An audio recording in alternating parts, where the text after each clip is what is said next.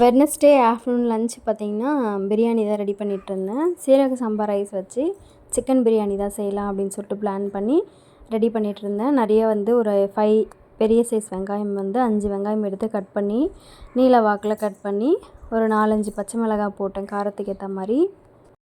வெங்காயம் பார்த்திங்கன்னா ஒரு 70% அளவுக்கு வந்து நல்லா வதங்கினதுக்கப்புறமா நம்ம தக்காளி ஆட் பண்ணணும். ஸோ அதை வந்து ஒரு 70% அளவுக்கு நல்லா வேகிற அளவுக்கு வந்து வதக்கிட்டு இருந்தேன். லோ ஃப்ளேமில் தான் வச்சு செஞ்சுட்ருந்தேன்.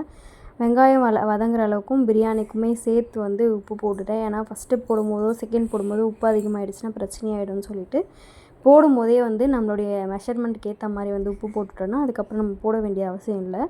சப்போஸ் உப்பு இல்லைனா கூட நம்ம பார்த்து போட்டுக்கலாம். ஆனால் உப்பு அதிகமாக போட்டால் சாப்பிடவே முடியாது. உப்பு இல்லைனா கூட சாப்பிட்டுக்கலாம்.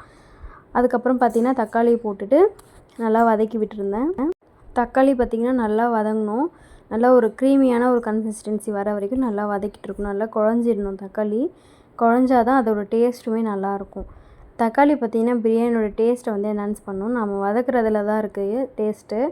அதுக்கப்புறம் புதினாவும் இஞ்சி பூண்டு பேஸ்ட்டும் போடணும். இஞ்சி பூண்டு பேஸ்ட் பார்த்திங்கன்னா ஒரு 5 பெரிய ஸ்பூன் அளவுக்கு நான் போட்டுக்கினேன். கையளவு தான் 5 பெரிய ஸ்பூன் அளவுக்கு போட்டு அதையும் நல்லா பச்சை வாசனை போகிற அளவுக்கு வதக்கிட்டு லோ ஃப்ளேமில் வச்சேன். ஏன்னா இஞ்சி பூண்டு பேஸ்ட் வந்து பார்த்திங்கன்னா சீக்கிரத்தில் அடி பிடிக்கும். அதனால் வந்து லோ ஃப்ளேமில் வச்சுக்கிட்டு தயிர் வந்து ஒரு கப் தயிர் அளவுக்கு கை மெஷர்மெண்ட்டு தான், அதுவும் கப்பில் மெஷர் பண்ணல, கையளவு தோராயமாக ஊற்றிட்டு நல்லா வதக்கி விட்டுருங்க. அடுத்து சிக்கனை ஆட் பண்ணிவிட்டு நம்ம நல்லா சிக்கனை வந்து ஒரு 60% வேகிற அளவுக்கு கொஞ்சம் வதக்கி விட்டுக்கணும். வதக்கி விட்டோன்னா அந்த சிக்கன் வந்து கொஞ்சம் நல்லா சாஃப்டாக வெந்திருக்கும். தயிரில் வந்து நீங்கள் இல்லைனா தயிரில் வந்து ஃபஸ்ட்டே வந்து மேரினேட் பண்ணி வச்சுருங்க. தயிரை நம்ம இப்போ வெங்காயம் தக்காளி ஊற்றணும் இல்லையா, அதே தயிரை வந்து நீங்கள் சிக்கன்லேயே ஒரு 1/2 அன் ஹவர் மேரினேட் பண்ணி வச்சிங்கன்னா உங்களுக்கு சூப்பராக இருக்கும். சிக்கன் சாப்பிட டேஸ்ட்டாக இருக்கும். அதில் அந்த புளிப்பு டேஸ்ட்டு ஊறி நல்லாயிருக்கும் சாப்பிடவே. அதுக்கப்புறம் காரத்துக்கு வந்து ப்ளைன் சில்லி பவுடர் தான் யூஸ் பண்ணுறேன். ப்ளைன் சில்லி பவுடர் வந்து 2 ஸ்பூன் போட்டுக்கிறேன்.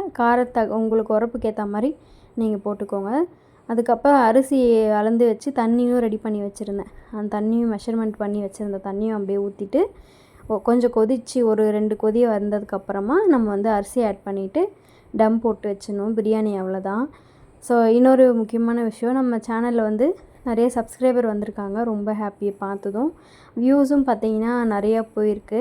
1400 வியூஸ் ஒரே ஒரு வீடியோவுக்கு மட்டும் போயிருக்கு. அந்த ஒரு வீடியோ மட்டும் இல்லாமல் எல்லா வீடியோவுக்கும் போனால் வந்து நல்லாயிருக்கும்னு நினைக்கிறேன். தொடர்ந்து சப்போர்ட் பண்ணுங்கள். இதுக்கப்புறம் நம்ம சேனலில் சமையல் மட்டும் இல்லாமல் நிறைய இன்ட்ரெஸ்டிங்கான வீடியோஸ் அண்ட் விலாக்லாம் நீங்கள் வந்து அடிக்கடி பார்ப்பீங்க. தொடர்ந்து சப்போர்ட் பண்ணுங்கள். தேங்க்யூ. பிரியாணி வந்து டம் போட்டாச்சு. டம் போட்டு ஒரு 20 மினிட்ஸ் வந்து ரெஸ்ட் விட்டுடணும். சீரக சம்பா ரைஸ் பார்த்திங்கன்னா நான் 1/2 ஹவருக்கு முன்னாடியே வந்து ஊற வச்சுருந்தேன். அதனால் அதோட தண்ணி ரேஷியோ நான் சொல்ல மறந்துட்டேன். தண்ணி பார்த்திங்கன்னா 1 டம்ளர் அரிசி எடுக்கிறோன்னா அதுக்கு 1.5 டம்ளர் தண்ணி வச்சா போதும். நம்ம ஏன்னா அரிசி வந்து நல்லா ஊறிட்டுருக்கும். ஊறினதுக்கப்புறம் பார்த்திங்கன்னா சீக்கிரமாக இது வந்து வெந்துடும். பாஸ்மதி ரைஸ் கூட கொஞ்சம் லேட் ஆகும். பட் இது வந்து பட்டுன்னு வெந்துடும்.